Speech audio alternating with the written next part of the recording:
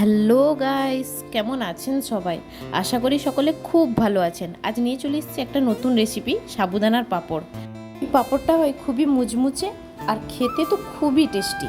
তো বেশি দেরি না করে চলুন রেসিপিটা জানা যায়। আগের দিন রাত্রে যখন আমি ঘুমোচ্ছিলাম তখনই আমি 250 গ্রামের মতো সাবুদানা ভালো করে ধুয়ে ভিজিয়ে রেখে দিয়েছিলাম। এখন দেখতে পাচ্ছেন কেমনভাবে ফুলে গেছে। এখন গ্যাসের মধ্যে দেখুন জল গরম করতে বসিয়েছি। জলটা একটু ফুটে উঠলে লবণ দিয়েছি। লবণ দেওয়ার পরে আমি সাবুদানাকে একটু একটু করে দিয়ে দিচ্ছি। তারপর একটু নেড়ে চেড়ে নিলাম।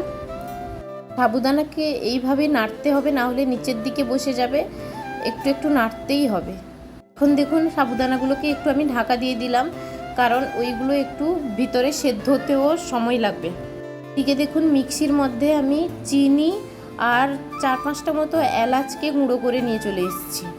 সাবুদানাগুলো প্রায় সেদ্ধ হয়ে এলেই তবেই আমরা পরিমাণ মতো এগুলো দেব। এখন দেখি সাবুদানাগুলো কতটাখানি হলো, মাঝখানে মাঝখানে তো নাড়তেই হবে। প্রায় সেদ্ধ হয়ে এসছে, তাই আমরা যে এলাচ আর চিনিগুলো গুঁড়ো করে নিয়ে এসেছিলাম ওইগুলোই দিয়ে দিচ্ছি। পরিমাণ মতো দেব, বেশিও দেওয়া যাবে না। বেশি দিলে আবার পাঁপড়গুলো যখন তেলে ফ্রাই করবেন তখন লাল লাল দেখাবে। আর লবণটাও পরিমাণ মতো জেনে দেবেন। ভালোভাবে চারিদিকে নাড়তে হবে, না হলে নিচে বসে যেতে পারে। এইটাতে আর বেশি কিছু উপকরণ লাগেই না, দেখতে পাচ্ছেন নিচে কেমন পড়ছে। একটু আমি আপনাদেরকে থালাতে রেখে দেখাচ্ছি। দেখুন এই যে দিলাম, এটা যখন একসঙ্গে এরকম পড়ে আছে মানে এটা সেদ্ধ হয়ে গেছে। যদি গড়িয়ে চলে যেত নিচের দিকে তাহলে আরও হতে বাকি থাকতো। যাই হোক, এখন প্রায় দেখুন সেদ্ধ হয়ে গেছে। প্রায় 10 থেকে 15 মিনিট মতো টাইম লাগে এটা সেদ্ধ হতে। দেখতেই পাচ্ছেন কেমন জেলির মতো নিচে পড়ছে, তার মানে এটা ভালোভাবেই সেদ্ধ হয়ে গেছে।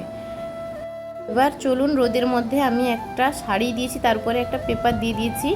তার উপরে কেমন আমি দেখুন এগুলোকে চামচের সাহায্যে গোল গোল করে রোদে শুকিয়ে দিয়েছি। আপনারা দেখতেই পাচ্ছেন নিশ্চয়ই। এইভাবে সবগুলোকে আমরা করে শুকিয়ে দিয়েছি। দেখুন একটু 1-2 ঘন্টা মতো রোদ লাগার পরে, প্রচণ্ড রোদও ছিল ওই দিন, তো আমি সব কটাকে উল্টে দিচ্ছি। আর কত সহজ পদ্ধতিতে এগুলো আমি বানিয়ে ফেললাম। আপনারাও চাইলে অবশ্যই ঘরে বানাবেন। 1 থেকে 2 দিন রোদে দিলেই এগুলো পুরোপুরিভাবে শুকিয়ে যায়। বেশি দিন আবার রোদে দিলে পুরো ভেঙে গুঁড়ো হয়ে যাবে। চলুন তেলের মধ্যে ভেজে আপনাদেরকে দেখাই কেমন হলো। দেখতেই পাচ্ছেন কেমন সাদা সাদা ফুলে যাচ্ছে দেখুন তেলে দিতে। সাবুদানাটা কিন্তু খেতে খুবই মুচমুচে লাগে আর টেস্টিও লাগে। ভিডিওটা আপনাদেরকে ভালো লাগলে অবশ্যই লাইক, কমেন্ট, শেয়ার করে দেবেন। বাই।